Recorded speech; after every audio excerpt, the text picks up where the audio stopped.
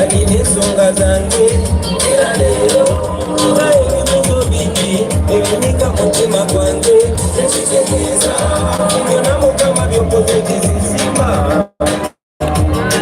naye alina obuyinza obusemba. Thank you. People power. Our power. Northern Uganda, people power. Our power.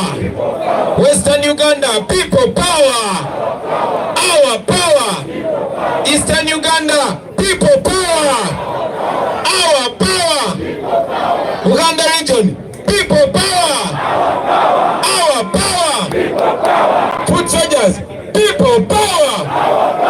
Our power.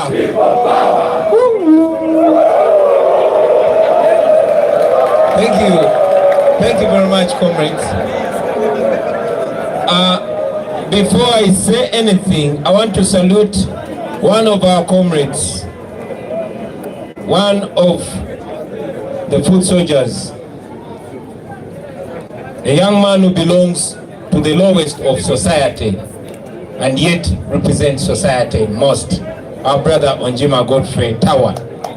Tawa, thank you very much for representing the common people. Today, without plan, without preparation, you proved to us and to the world that you are not a hooligan, we are not hooligans. Thank you. Banange mwenabadde bawuliza Tawa nkakasa nti ffe abali wano n'abo batulaba ebbali eyo okwogera kwa Tawa kwabadde tegekedde kutulaze nti mmwe abantu ba wansi, abantu ba bulijjo temuli bakirerezi. Muyinza okuba temufuna mukisa oba budaala nga buno kubaako kyemwogera, era abantu bangi babalaba mutambula naffe ne babayita bakirerezi, abo bagoberezi ba Kyagulanyi, abayaayi ba Kyagulanyi. Mwebale nnyo Tawa okukakasa tijja temuli bayaayi ba Kyagulanyi, ate bino byemukola si bya Kyagulanyi, byammwe. Thank you very much. Just like you saw Tawa, every other Ugandan here and those surrounding think they work, they are moral citizens, but they have been reduced to that. But they refuse to be slaves. Yeah. So thank you very much, Tawa. I recognize that we are from different tribes. Yes, we are now standing in Uganda region, and it's easy for anybody to understand Uganda, but this is a national group. And therefore, allow me to communicate to everybody in the country and beyond, and then njakumala mbize mu Luganda. So today, I want to address only 3 issues. First, I want to welcome and commission our Kunga mobilization teams from the whole country. I want to appreciate you, Comrade Nyanzi, and your team, your mobilization team, for a job well done. We recognize you've done this job and you continue to do it under challenging circumstances. Thank you for making it possible. Now, Kunga is a word that means mobilizing or calling upon, because we have an urgent duty to free ourselves, to free our country, and the only way we can do that is by mobilizing and calling upon Ugandans to take charge, to do it themselves. And you, comrades, the mobilizers, you are very, very, very important in that. I must, however, warn you that now the dictator is watching you and is going to do everything to compromise you. So please, we call upon you to stick by the cause of the people of Uganda. Be true to this cause. And of course, while you're doing your work, we want to remind you that you're going to interface with elected leaders, members of parliament, mayors, councillors, etc. Please cooperate and coordinate with them. I've noticed some clashes. I've noticed clashes between mobilizers and elected leaders. And this has continued to project us in bad faith, in bad light. Friends, we must not be seen as people that are in a fight for positions of leadership. We must not clash, otherwise abantu bajja kuba tebatutegeera. We must be seen to fight for a bigger cause, a cause of freedom for everybody, even those that are not standing for elective positions. And this brings me to my second point, that is the state engineered propaganda and the infighting. I'm very glad that even before me or my fellow leaders saying a word, we've been able to demonstrate to the entire nation that we are not a party in crisis like they love to project us. We are not a party in crisis, ladies and gentlemen. We are the National Unity Platform, and unity is our middle name. The dictator, of course, uses divide and rule as his policy. It's just unfortunate that we continue to fall in that trap, the trap of being divided against each other. You will see many regime apologists jumping onto the propaganda that sadly sometimes comes from within and many times comes from without. I will remind you, comrades, that boats don't sink because of the water around them. Boats sink because of the water that gets inside them. Museveni is not a danger to us. We are a danger to Museveni. Museveni is not a threat to us. We are a threat to Museveni. But guess what? We are a danger and a threat to each other if we don't do what we must do.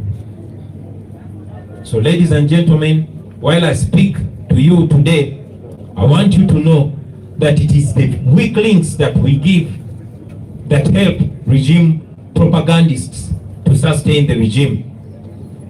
And like I repeatedly said, the dictator survives when we are busy attacking each other instead of attacking him. If you spend more time attacking your fellow comrades instead of exposing the criminal regime, then you must pause and ask yourself, who am I working for? Kolerani. I'll remind you, you can work for the dictator even without your knowledge. Yes, you can. But when you pause and see that what you're doing is helping the dictator instead of breaking him, then you will realize that you're working for the dictator. So ask yourself, is what I've been doing for the last 2 weeks, the last 1 week, the last 24 hours, what I'm doing now or what I'll be doing tomorrow and the day after, is that helping our struggle? Is that breaking dictator Museveni, or is it helping him? And then there you will be with the answer. So let us be careful. I must also emphasize, friends, that I am not trying to silence you or stop you from speaking out, especially against those that are among us but could be working for the dictator, that could be sellouts. I've always said that if you have any evidence that one of our leaders or comrades is working for the enemy, please bring it to us, the leaders.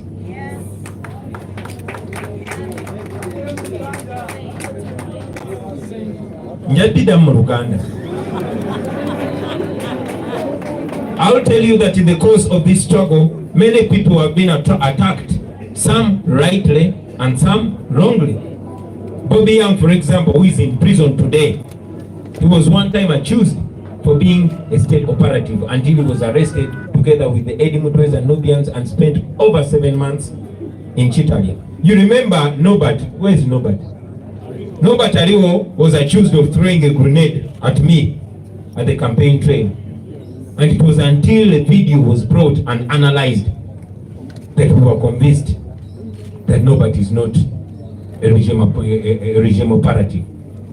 So it's important, ladies and gentlemen, to look deeply, analyze, before we put it out there, because it's going to scatter us. Those stories mostly begin from the enemy side, and they plant them in us. And before we know, we are helping the enemy to divide our own team. We must not allow the enemy to set the narrative. We must not allow the enemy to think for us. Now my third point, ladies and gentlemen, is even important, as in more important.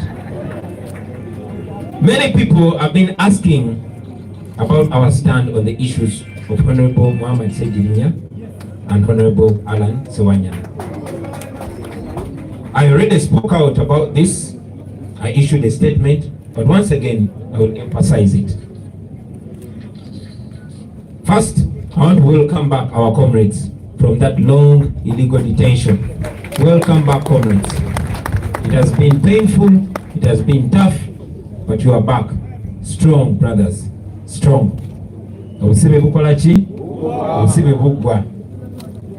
want to thank all the lawyers and the teams that have been working with them for working tirelessly to ensure that our brothers get their freedom. But most importantly, I want to thank the people here in Uganda and all over the world for exerting pressure on this regime. I am convinced that more than anything, it was that pressure that forced the regime to free our people, at least tentatively. So I want to request you to continue demanding for other political prisoners. There are very, very, very many. In hundreds. Don't give up demanding for them. Continue to demand for them, because all of them must be free. Tebaina Musango. You have all seen and heard the renewed abductions of our people. The latest victims have been Kali Disebdi, Kabugo Alex, Sebunya Yasin, and Kajemu Fred. These were picked from Nakaseke, the constituency of Comrade Alan Mayanja, and we don't know where they are. Also, our brother Mobiru Saddam Sadat was picked up from Salama Road and taken away. There are many others that we don't know where they are. Our brother Tawa just came back yesterday, and you've heard his story. I cannot repeat his words. We don't know what they've injected him with. We just hope that he will be healthy and full again. I've also heard and read in the media that there were negotiations with Dictator Museveni so that our comrades Sejirinya and Sewanyana can have their freedom back. And this I will say. While we have always been open to constructive dialogue with anybody, our question has always been, what kind of dialogue? And with who? And about what?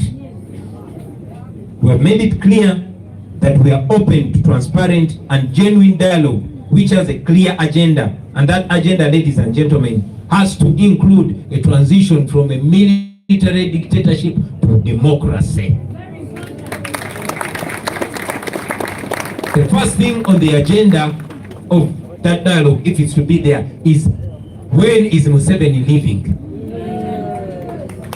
And the answer must be immediately. If any dialogue does not include stopping dictatorship and freeing our country, then between Ambozi and Museveni.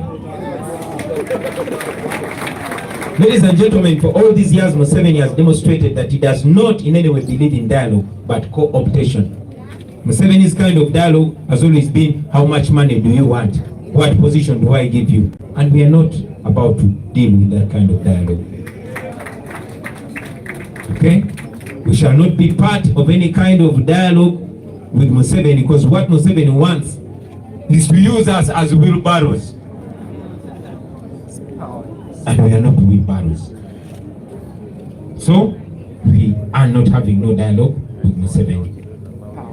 We have not, and we shall not take a part in any dialogue, because we don't discuss our fundamental human rights. Those are enshrined in the Constitution. We cannot start discussing with Museveni whether he will allow us to be human beings or not. And like we said before, Museveni believes that he must squeeze you on the ground, put his boot on your neck, and then say, let us talk.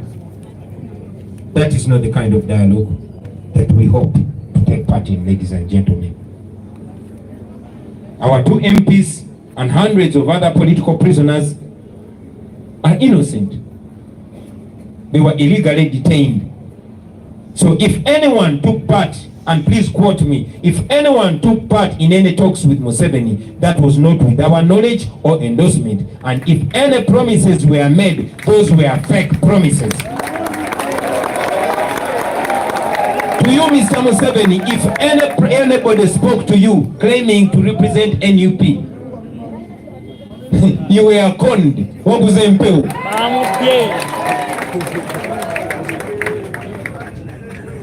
I thought it's important to make that clear. I have spoken to the leader of opposition, being the head of our front in parliament, about the allegations, and he has trashed them, just like he has trashed them publicly. And like he has said, until concrete evidence to the same is provided, we shall still consider that as regime propaganda. We must be careful, ladies and gentlemen, not to allow Museveni to sow seeds of mistrust amongst us, because that's what he wants to do. That is what he did to DP, that's what he did to FDC, and that's what he wants to do to us. We must be very, very careful. At the same time, friends, and quote me carefully, at the same time we must look out for any sellouts, because they are among us. I repeat, we must look out for any sellouts, because they are what? They are among us. The question is, how do we deal with suspicions? Because there could be suspicions that we could treat as facts. There's suspicion on one hand, and there's evidence on the other.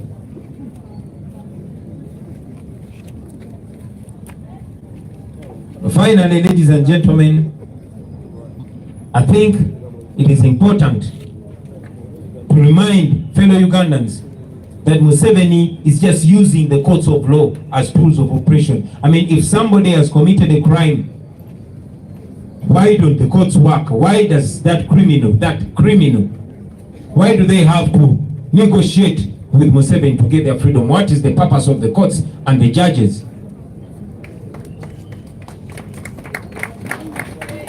I was also actually, I was listening to the so-called Minister of Justice and Constitutional Affairs, Norbert Mao. He was saying he was working behind the scenes. Now, if he was working behind the scenes, negotiating for the release of people charged with capital offenses, what kind of corruption is that?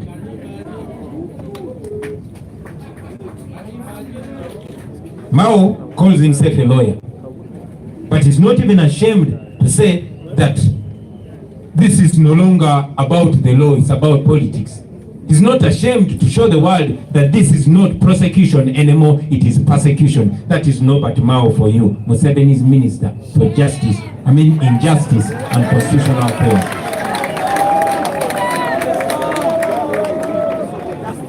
I will also say this. We know that some of our leaders have even publicly asked us to negotiate our freedom.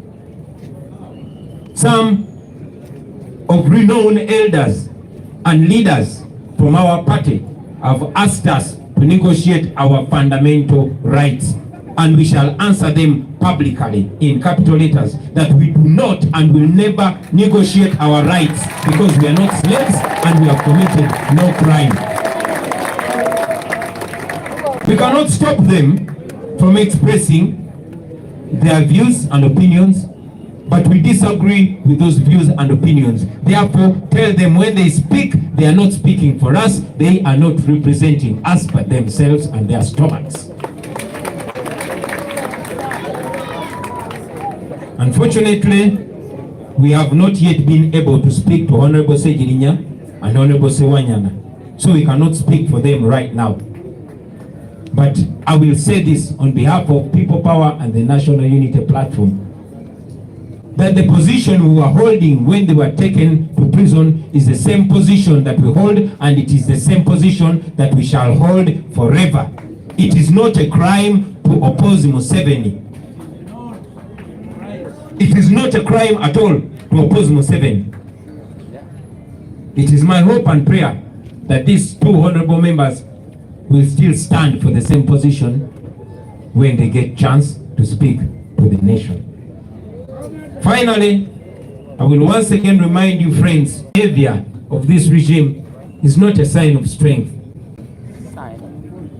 but neither is our behavior. Our behavior in the past few days was certainly not a sign of strength. No, bickering and infighting is not a sign of strength. It's a sign of weakness. But standing firm and speaking out with concrete evidence is a sign of strength. We must not be scattered. I want to assure you, ladies and gentlemen, that Museveni is weak and falling. But dictators, even if they look like they are on the verge of falling, if you don't do what you must do, they can last for a whole year and another and another and another, just like Mugabe. I am confident that Museveni is falling. But I want to encourage us, ladies and gentlemen, to prepare ourselves to be the leaders that the people want us to be.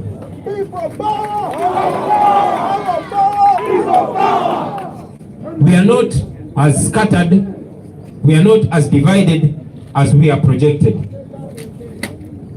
But again, we are not as united as we must be. So for any box that needs ticking, let us tick it. For any work that we must do, let us do it, ladies and gentlemen. The past days I've been traveling. I was in Masindi, I was in Serere, I was in Iganga, I was in where else? I was in Hoima and Mubende.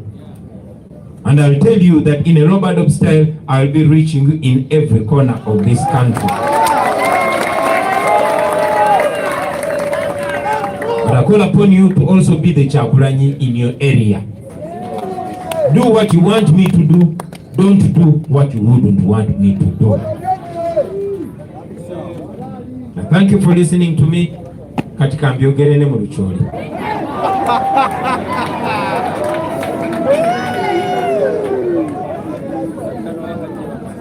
Basebo ne banyabo, first of all, nze nyina essanyu ly'amaanyi okuba tuli wano lwaleero. Nsanyuse nnyo ebigambo muganda waffe Tawa byayogedde, era sijja biddamu kuba binkiikiridde nkakasa nammwe bibakiikiridde nnyo. Bw'abaawo omuntu yenna ng'abadde atandise okukkiriza propaganda wa Museveni nti aba NUP bali mu kusasika tebakwatagana, olwaleero ndowooza nga tetulina na kye twayogedde bafunye ansa yaabwe. Njagala nnyo in fact n'okwogera ku nkuba Loopa kyogeddeko mwattu enkuba si Buganda wokka naye mu Afrika wonna kabonero ka mikisa naddala nga tegamenye stage.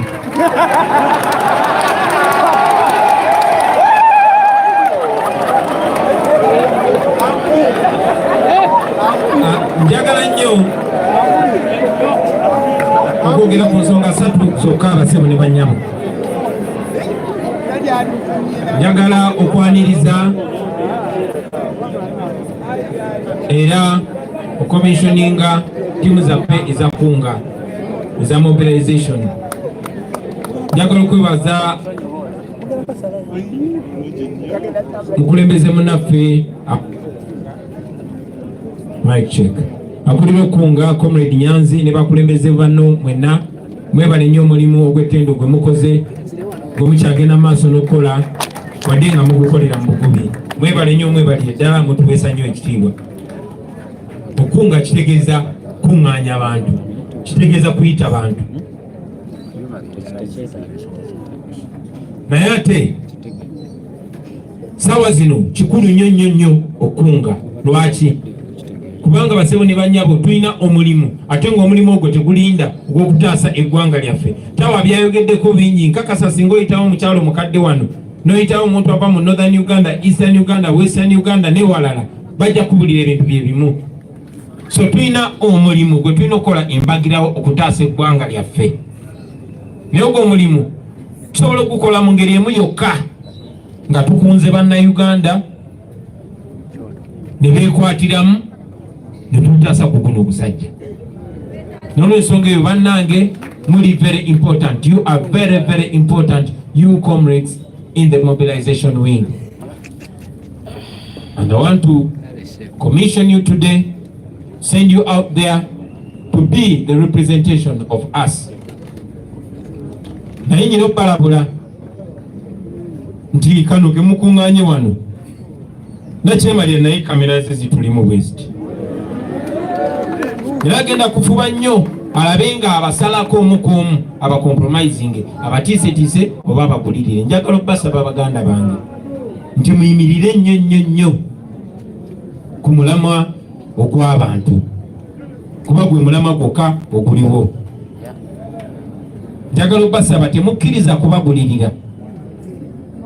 Gye mugenda okunga abantu mugenda kusinkanayo bakulembeze bannaffe naddala abalondebwa ba MPs, ba district chairpersons, ba mayors, ba councillors n'abalala. Basaba mukwatagane nabo bulungi, temulwanagana nabo. Nkidamu basaba mukwatagane nabo bulungi, temulwanagana nabo. Kuba nfunye reports nyingi nnyo nga abakulembeze abalonde n'abo abakunga abantu ng'ebiseera ebimu bakontana. Bannange mbasaba mufube muleme tuwa kifaananyi kibi. Saagala abantu batunulire nga gurupu y'abantu abalwanira obufoofofo, kuba omulamwa gwe tuliko munene nnyo okusinga ebifo ebyo ebyokwesimbako. So mbere kwalaali ate temutwaza basebo ne bannyabo. Ekyo kindeeta ku nsonga ey'okubiri. Ensonga eyo ey'okulwanagana muffe kennyini neya pokopoko. Oyo pokopoko basebo ne bannyabo ayinza otuyubuluzaamu bwe tuba tetukoze ekituufu. Okulwanagana muffe kennyini kiyinza otuyuzaamu bwe tuba tetukoze kye tulinakola ng'abakulembeze era nga naffe bamemba. Njagala okubajukiza nti buli nakyemalira basebo ne bannyabo akozesa enkola eya divide and rule, oba baawulemu oba fufugaze. Kyannaku ebiseera ebimu naffe tugwa mwaka akatego ka Museveni kakozesa okutwawulamu. Nze nga ndaba bapokopoko ba Museveni nga babawo ka propaganda konna akajja bakabuukira mangu. Tumumanyi ono muntu wa Museveni naye neyefuula wagira Kyagulanyi avuuze Kyagulanyi gwakola naye, oba neyefuula wagira oli akola ne Kyagulanyi akuriyetingewo enjawukana eyo. Abo be bantu abasobodde okuwangaza Museveni okutufuga emyaka 37. Tulina okuba abeegendereza, tulina okwegendereza ennyo. Nga bwenze nga bagamba baganda bange nti nakyemalira ekimumasaako ffe bwe tuba nga tuli bize tuli mu kulwanagana. Tageti yaffe erina kuba Museveni. Museveni ye mulabe waffe. Amaanyi mugamalire ku Museveni, amatonotono agaba gasigaddewo mugamalire ku kitabani kye.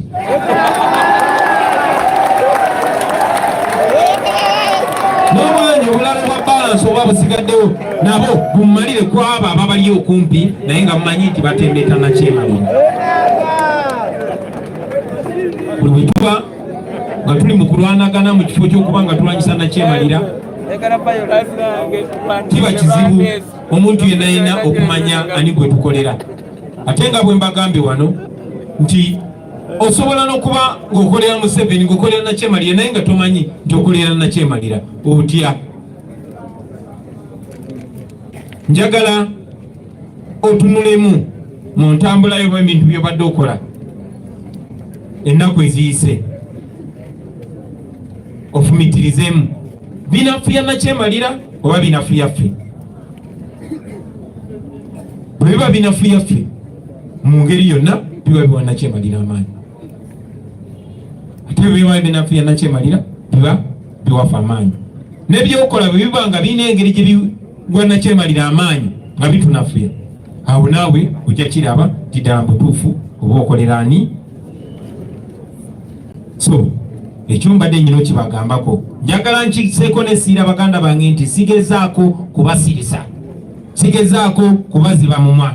kubanga ekisinze okutambuza obubaka bwaffe n'ekisinze okuholding accountable ffe abakulembeze okubeera nti mmwe mwina eddembe ery'okwogera. Eddembe eryo temwina ddisuula, mwina okwogera. Speak. Ne bwe mba mwogera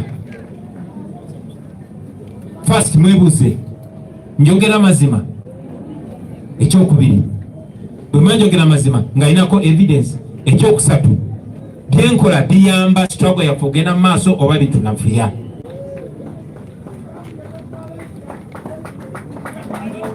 Mba njagala nnyo basebo ne bannyabo era nze nga nkibasaba nti bw'oba olina obukakafu bwonna nti tulina obamu ku bakulembeze baffe oba abantu be tukola nabo oba bafuukyojja oba comrade yenna naye ng'alya mu lulime ne mu luzze, evidence eyo gituleetere.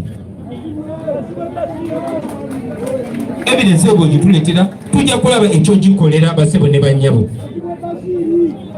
Tuze tukiraba mu struggle yaffe eno nti abantu bangi nnyo basongeddwamu ennwe, boogeddwako ebintu ebimu nga bituufu nate ebiseera ebimu nga bikyamu.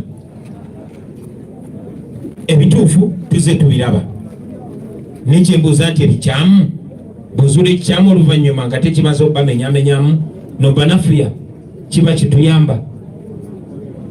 Mbawaddeko example eya mutwe waffe Bobi Yange kati ali mukomera.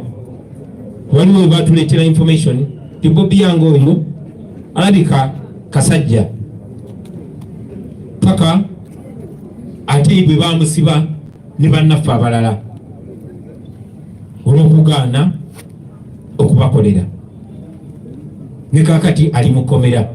Ate bamubonereza na nnyo olwawa gy'ava kubanga basuubira nti kubanga ava mu West alina okukola nabo.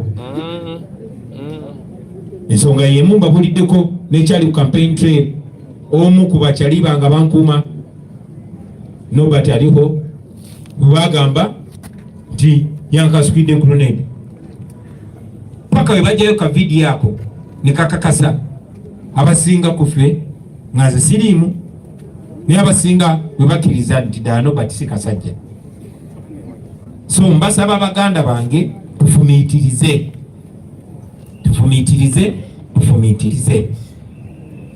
Story nyingi nnyo zitandikira mu balabe baffe ne bazitusindikamu. So tetulina kukkiriza ate mulabe waffe kututemera kubo, tetulina kukkiriza mulabe waffe ate yabaatuwa ekyokutambulirako. Noffe tulina okwedisidingira wa gye tutambulira. Museveni si alina otusalirawo gwe tukolagana naye. Museveni si alina otusalirawo gwe twesiga. Museveni si alina otusalirawo balabe baffe kuba ye mulabe waffe. Now how can your enemy decide for you your friends? Are you kidding me? Ensonga endala basebo ne bannyabo era nga egenda okusembayo abantu bangi nnyo babadde beebuuza tuyimiridde ku ki ku nsonga y'abaganda baffe Muhammad Ssegirinya ne Alani Ssewanyana. Ensonga eyo navaayo ku mutimbagano gye buvuddeko nenjogerako era njagyogerako omulundi omulala wano mu Buntu. Okusooka njagala okwaniriza baganda baffe obakulisaayo mu nkomyo gye babadde ebbanga eggwanvu nga tebalina musango alisi ffe nga bwe tukimanyi. Mukulikeeyo baganda baffe, manya akaseera kabadde kazibu nnyo naye mukulikeeyo nnyo. Njagala okwebaza ttiimu y'abalooya n'abo babayambyeko, mwebale nnyo mwebalire ddala butapuwa. Naye okusingira ddala njagala okwebaza mmwe bannayuganda n'emikwano gya Uganda mwenna okwetoolola ensi yonna abadimandinze ababadde babanja baganda baffe bano, mwebale nnyo mwebalire ddala. Njagala okubajjukiza nti bannaffe bangi nnyo babuzibwawo, bangi bali mu makomera awatali musango. Temulekera batuwaddeko 2 bokka, abalala 10,000 bakyaliyo. So njagala tusigale nga tubanja baganda baffe basobole okuteebwa makomera kuba baliyo babonabona nga tewali musango, tebalina musango at all. Ne kubanga Museveni ayagala bakkakanya. Ensonga lwaki abakuumidde mukomera. Mwenna mubaddenga mubiraba mawulire era nga mubisomako nti kiwamba abantu kikyagenda mu maaso. Bannaffe bangi bagenze mu maaso nga bawambibwa. Abakasembayo ye Khalid Sebbi, ye Kabugo Alex, ye Sebunya Yasini, ye Kajimu Fred, abo bawambirwa na Kaseke ewa Honorable Alan Mayanja. N'omulala muganda waffe Mubiru Saddam Sadati bamuwambye nga bamujja ku Salama Road. Tugenda mu maaso n'obbabanja, twagala abantu baffe. Bring back our people. Bring back our people. Bring back our people. Mutuwe abantu baffe. Tugenda mu maaso nga tubanja abantu baffe balina okubata kubanga tebalina musango gonna. Bangi tetubamanyi, twogerako abo betumanyi, ne bangi abatamanyiddwa bawambibwa bangi. Buli agenda mukomera asanga yeeyo omuntu tamumanyi tamulabangako tatukangako nakamwoca naye nga bamugamba gwe mupulaninga kine Kyagulanyi kubanga bamusanze bambi alina dread, oba bamusanze atambula agooma, oba bamusanze amaaso mamyufu, oba bamusanze n'engeri yonna. So tubanja abantu baffe, twagala abantu baffe bateebwe. Muganda waffe Tawa yateereddwa eggulu ababuulidde beyayiseemu, twongera okukulisayo nawe muganda waffe Tawa. Kakati zize ndaba mawulire kyenkakasa tinammwe mubadde nga mbiraba nga ndaba ebiwandiikibwa ne monitor yabiwandiikako nga bagamba nti wabaddewo enteesaganya wakati wa Nakyemalira ne Saidi yaffe okulaba nti abantu baffe Honorable Sewanyana ne Segirinya nga bateebwa. Ekyo nja kyogerako nti basebo ne bannyabo. Okusookera ddala njagala mmanye nti wadde tukkiririza mu kwogeraganya na buli muntu yenna, okwogeraganya okwo ekibuuzo kye tusooka okusaawo nti kwogeraganya kwa nnabaki, kwa nkola ki, era tutya, era ku ki? Mwenna muze mukiraba nti Museveni y'okwogeraganya kwe kwa oyagala nkweyo sente mmeka, oba oyagala nkwe kifo ki nsobole okuvuganga bwirubalo. Era bazayogeraganya nabo mubalabye bwamaliriza abavuganga bwirubalo kuva ku Betty Kamya paka ku Maama Mabira, kati Mao mumulabye n'abalala mujja balaba. So fe tugenda mu maaso nga tubagamba nti tetulina pulaani, tetwogerangako na Museveni, tetugenda kufukamirira Museveni, tetugenda kuteesaganya na Museveni kubanga tetuli bakyali ba Museveni.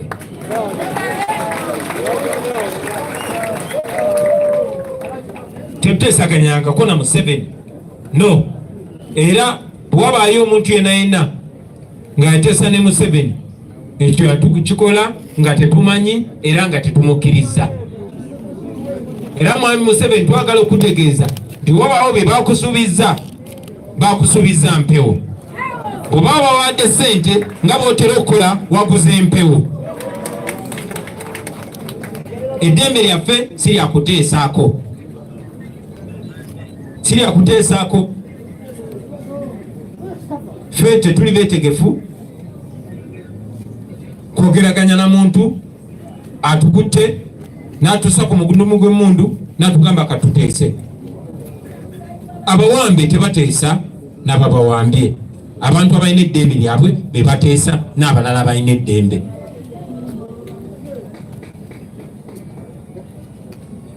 So nkyogeddeko ekyo era njagala kikkaatiriza nti wabaawo omuntu yateeseza ne Museveni yakikoze ku lulwe, si ku lwaffe.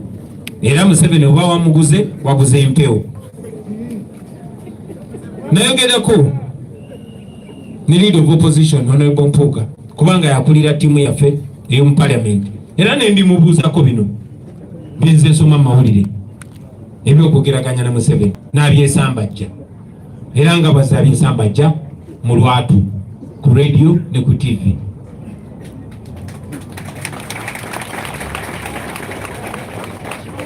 Era nga bwe yabaze ekisa mu bigambo bye nti paka ng'omuntu alese evidence obukakafu obulaga nti wabaddewo okwogerezaganya n'omuntu yenna okuva mu ttiimu yaffe tujja kusigala nga tumutwalanga pokopoko owa Museveni.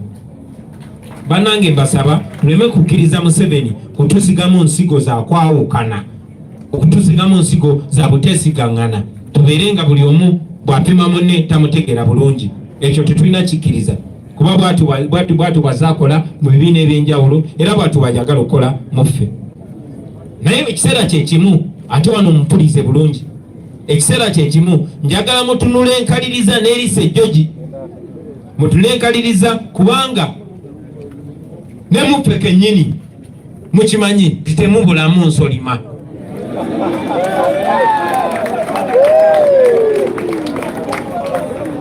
So tubeere nga tunula nkaliriza,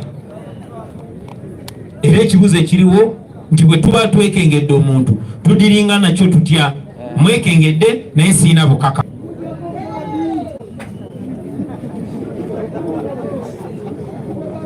Museveni nkibagambireko nti agenda maaso n'okozesa ekooti n'ebitongole byonna okunyigiriza bannayuganda asobole okubafufugaza, asobole okubakozesa kyayagala, kubanga amazima amatuufu gali nti bwe wabanga oli yazza omusango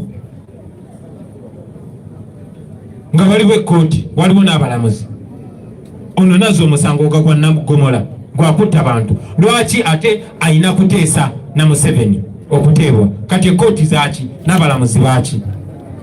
Guno omusango capital offense, abantu 28 abattibwa.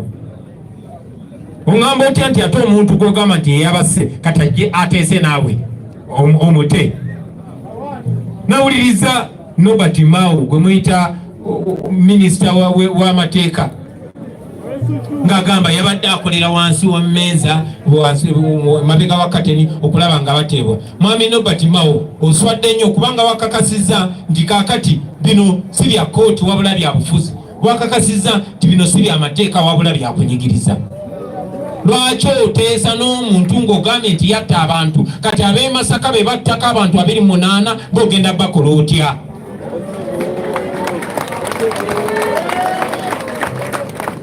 If you have to negotiate with somebody that you claim has committed a capital offense of 28 murders, what is going to happen to the 28 victims of murder in Masaka? Who killed them and why? Ani yatta abantu e Masaka era lwaki? Njagala mujjukire nabagambako nti Museveni buli bwe bava mu kulonda ekitundu ekitamulonze bafuna obuzibu, babatemulira Jambiya si gwe gwasooka batta abantu Entebbe, batta abantu e Masaka, si gwe gusoose nga batema abantu e Masaka. Ani yali abatta nga Ssegirinya yayita nafuuka na kansala?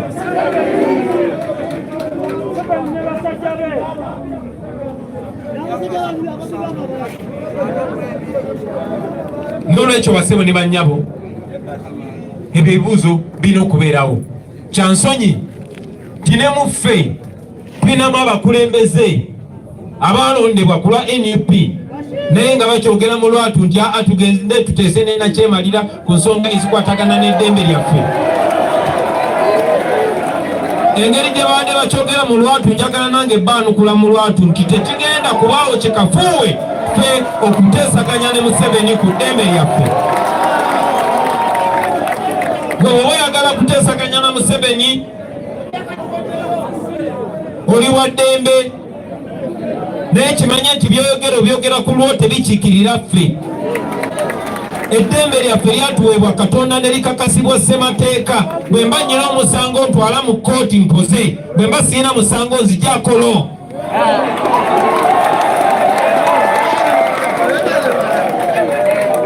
Eddembe ly'omuntu teribuweebwa muntu, yazaalibwa nalyo ajja kufa nalyo. So tetugenda kufukamirira Museveni nga tumwegayirira.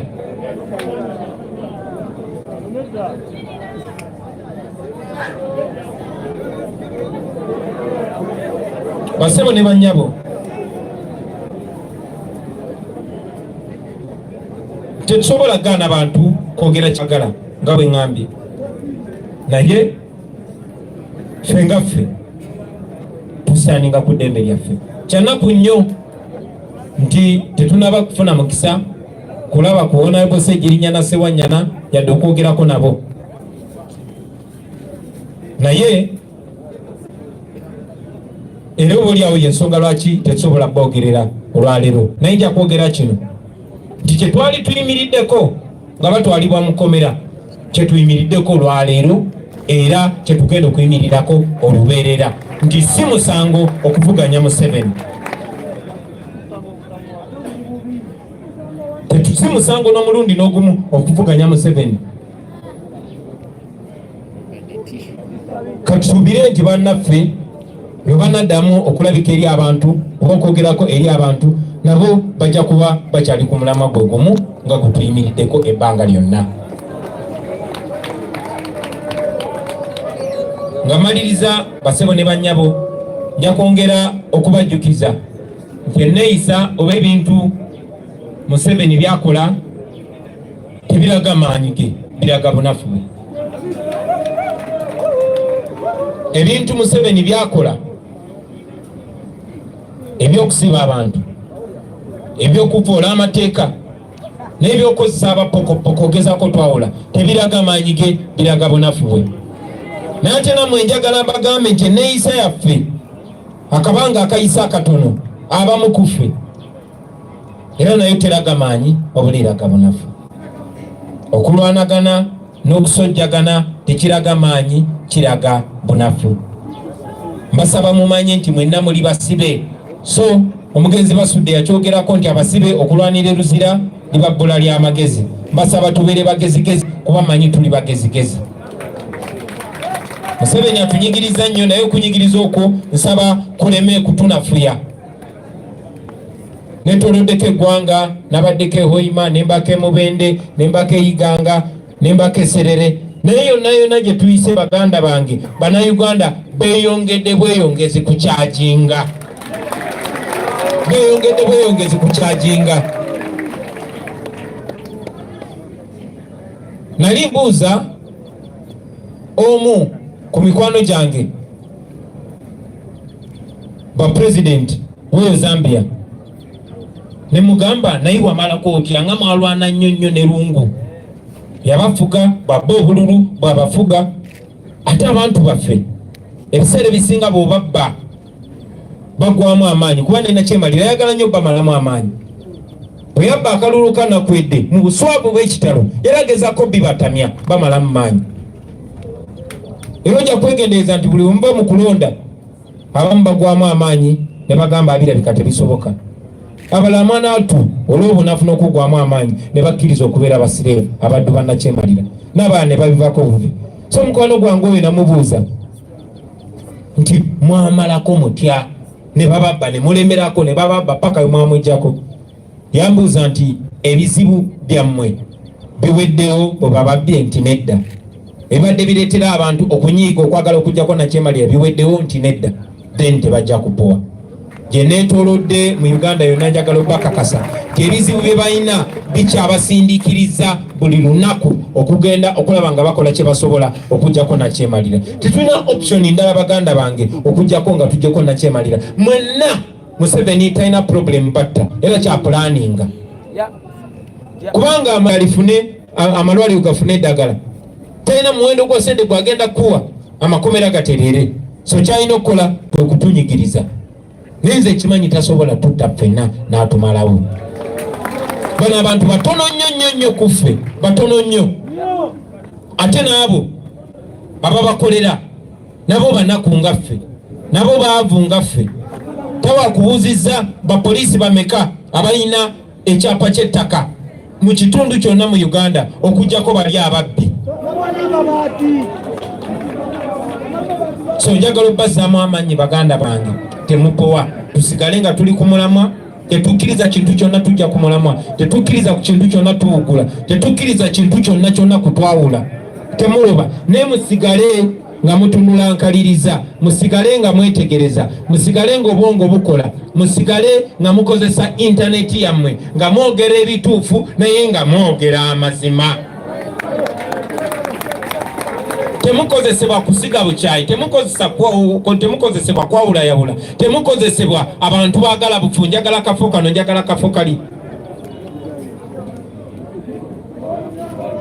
Mutunule enkaliriza basebo ne bannyabo abasinga okubonaabona ye mmwe naddala abatalina we bemwesimbye. yemwe musinga okusasula omuwendo ogw'amaanyi so temukowa. Njagala okusaba abaganda baffe mwenna abali mu diaspora, mwenna abali ku social media, mukole ekitugattako. Tulina obuvunaanyizibwa obuteekawo ekifaananyi ekyesigibwa abantu basobole otukwasa eggwanga. Ekifaananyi ekyo tulina okuba abagezi, tulina okuba abagoberera ensonga, tulina okubeera cautious, tulina okuba abeesimbu. But most importantly, era mutunulire enkaliriza kubanga era Museveni ayagala nnyo okukozesa abo abali muffe. N'obugambo obwo basebo ne bannyabo njagala obbeebaza olwaleero, njagala obbata baganda baffe ba mobilizers abakunga, mugende mutabaale eggwanga, mugende muvube, bonna mugende mubabuuse, bonna mugende mubaleete. Tell everybody, spread the word everywhere, spread the message of change. Weaken Museveni. We must break the dictatorship by any means necessary. Thank you very much, ladies and gentlemen. Mwebale kumpuliriza kuba Katonda n'ensi yange.